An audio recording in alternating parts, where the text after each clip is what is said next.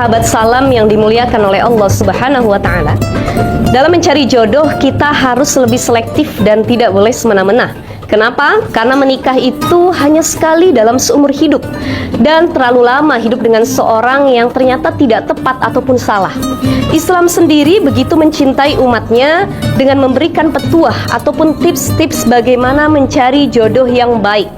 Bahkan dalam satu hadis Rasulullah SAW, Rasul memberi pesan bagi seorang perempuan, kalau ada laki-laki yang datang melamar, lihatlah kepada dua hal.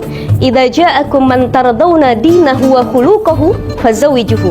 Kalau agamanya baik, akhlaknya baik, maka terima. Dia jadi calon kita ataupun calon suami kita. Kemudian kepada laki-laki pun diberikan petuah. Tungkahul mar'ah li arba'in. Nikahilah seorang perempuan, selektiflah dalam mencari jodoh, dalam mencari calon ibu bagi anak-anakmu dengan melihat kepada 4 hal. Baik, kita akan bahas yang pertama, sahabat salam. Yang pertama, 5 liha. Lihat karena hartanya. Orang kaya kah? Sudah cukup kah? Tapi di sini bukan maknanya kaya, melainkan bertanggung jawab atau tidak. Karena banyak seorang laki-laki yang kaya raya, tetapi itu adalah harta orang tuanya dan dia tidak bertanggung jawab sama sekali. Dia tidak berkeringat sama sekali mencari harta untuk menafkahi anak istrinya. Maka lihat bagaimana laki-laki yang bertanggung jawab dan terus berusaha untuk memperbaiki hubungannya dengan pasangannya. 5 liha, karena hartanya. Yang kedua adalah li jamaliha, karena cantiknya. Lihat perempuan, lihat laki-laki dalam mencari jodoh itu boleh dengan tips lihat cantiknya. Kenapa? Karena kecantikan walaupun tidak full memberi kebahagiaan, tapi paling tidak menyegarkan mata kita. Dia menawan hati kita.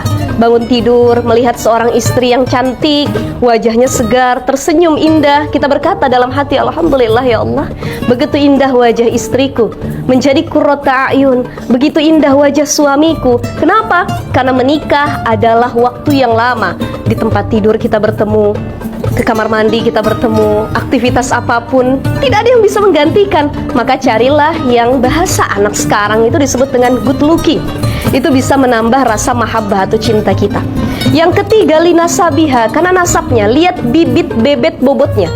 Siapa orang tuanya, bagaimana track record keluarganya, kemudian keturunan apakah? Apakah dia keturunan orang soleh atau jangan-jangan keturunan orang yang tidak baik? Itu kita harus selektif. Dan yang harus dilihat dari nasab adalah apakah kita ada hubungan darah dengan calon istri kita atau hubungan sepersusuan. Mohon maaf, banyak orang yang dia melakukan zina di berbagai tempat, ternyata dia punya anak di berbagai kota dengan wanita yang berbeda-beda, dan ternyata anaknya bertemu ketika sudah besar. Ini secara nasab haram menikah satu susuan dan satu darah. Tetapi di antara ketiga itu Rasul menyampaikan poin yang paling penting terakhir adalah lidiniha, fazfar bizatiddin taribat siyadak. Biarpun cantik, kaya, nasabnya bagus, tapi kalau secara agama nol, secara akhlak tidak baik, tidak tahu bagaimana cara membaca Al-Quran, sia-sia kita mendapati jodoh seperti ini. Karena titik poin utamanya adalah beragama. Walaupun tidak good looking, walaupun tidak kaya raya, walaupun tidak berasal dari keluarga yang baik, tapi kalau agama dan pribadinya baik, insya Allah pernikahan kita akan lebih indah. Mudah-mudahan sahabat salam yang lagi jomblo dan sedang mencari jodoh bisa mempertimbangkan 4 poin yang diberikan oleh Rasulullah SAW. Sampai jumpa sahabat salam, insya Allah kita akan bahas tema-tema yang lebih menarik.